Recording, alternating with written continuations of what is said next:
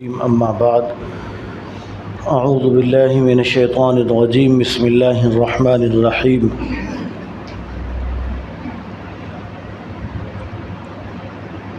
حضرت کعب بن عجرہ رضی اللہ تعالی عنہ سے روایت جو کہ 2-3 دنوں سے چل رہی ہے کہ آپ صلی اللہ علیہ وسلم نے خطبہ ارشاد فرمانے کے لیے صحابہ کرام سے کہا کہ ممبر کے قریب ہو جاؤ،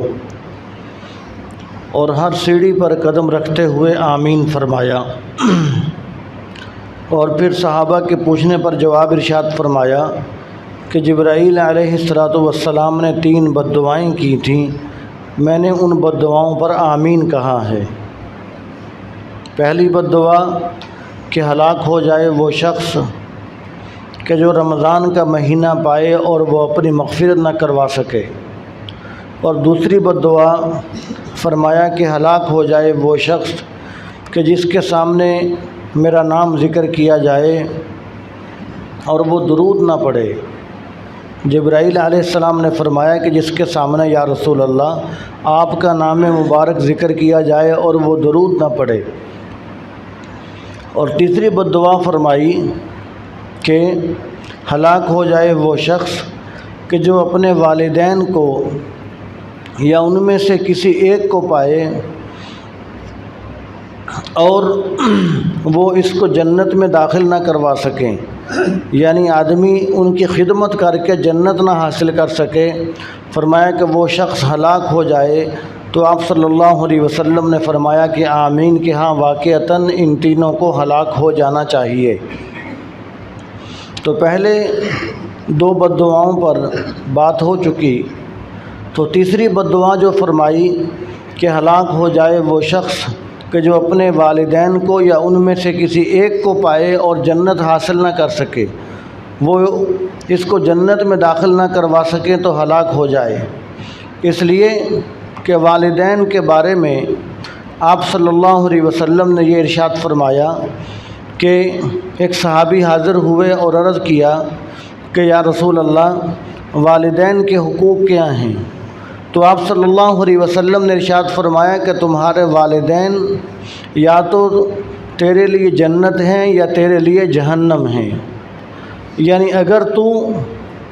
ان کی فرمانبرداری کرے گا تو وہ تیرے لیے جنت ہیں، اگر نافرمانی کرے گا تو وہ تیرے لیے جہنم ہیں۔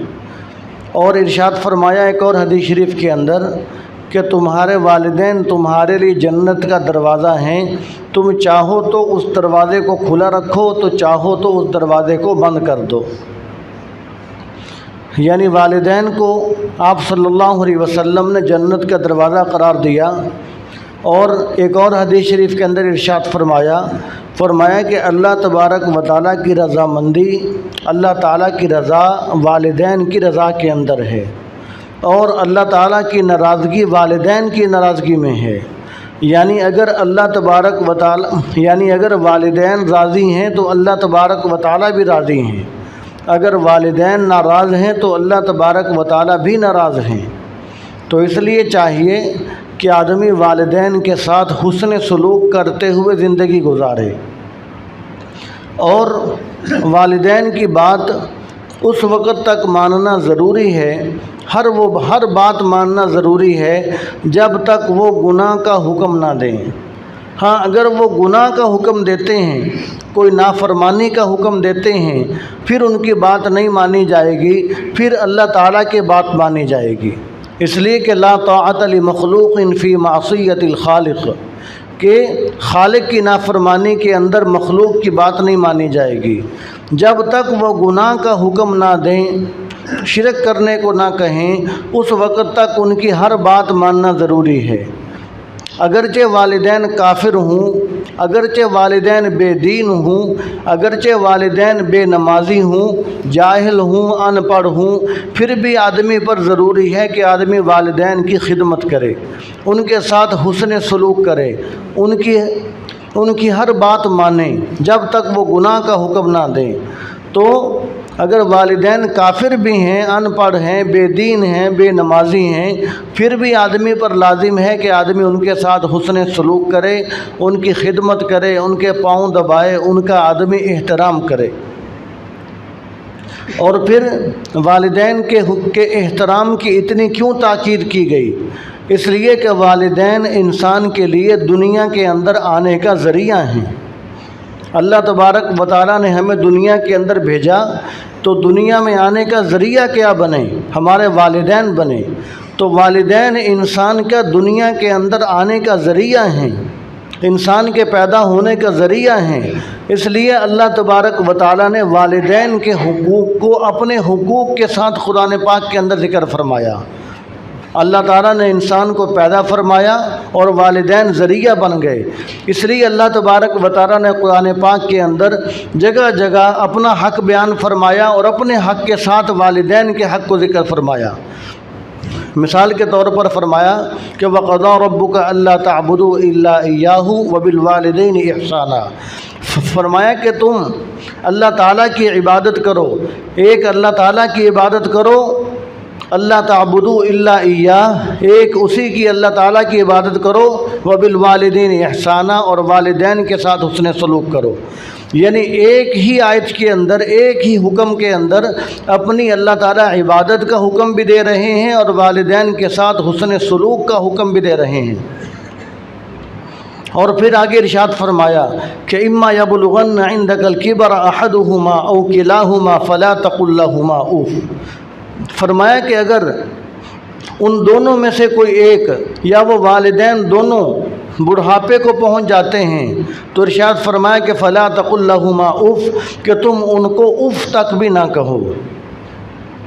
اف ایک سب سے چھوٹا لفظ تھا، اللہ تبارک و تعالیٰ نے جو ہمیں سمجھانے کے لیے کہا، ہمارے سامنے سب سے چھوٹا لفظ اف تھا، تو اللہ تبارک و تعالیٰ نے ہمیں سمجھانے کے لیے کہا کہ تم والدین کو اف بھی نہ کہو، اس لیے کہ جب والدین بوڑھے ہو جاتے ہیں، جب وہ بڑھاپے کو پہنچ جاتے ہیں تو ان کے اندر چڑچڑاپن آ جاتا ہے، ان کی طبیعت کے اندر، ان کے مزاج کے اندر سختی آ جاتی ہے، بعض دفعہ وہ غلط بات پر بھی اصرار کرتے ہیں۔ آدمی یہ سمجھتا ہے کہ یہ بات غلط ہے، یہ بات درست نہیں ہے، لیکن والدین اس پر اصرار کر رہے ہوتے ہیں، تو اللہ تبارک و تعالیٰ نے اس لیے بڑھاپے کا ذکر فرمایا کہ اما یبلغن عندک الکبر، جب وہ بڑھاپے کو پہنچ جائیں تو فرمایا کہ فلا تقل لہما اف، تم ان کو اف تک بھی نہ کہو۔ اگر ان کے مزاج میں سختی ہے، چڑچڑا پن ہے، غلط بات پر اصرار ہے، اس کے باوجود فرمایا کہ تمہیں اف کہنے کی بھی اجازت نہیں۔ پھر ارشاد فرمایا کہ ولا تنہرہما، تم ان کو جھڑک نہیں سکتے،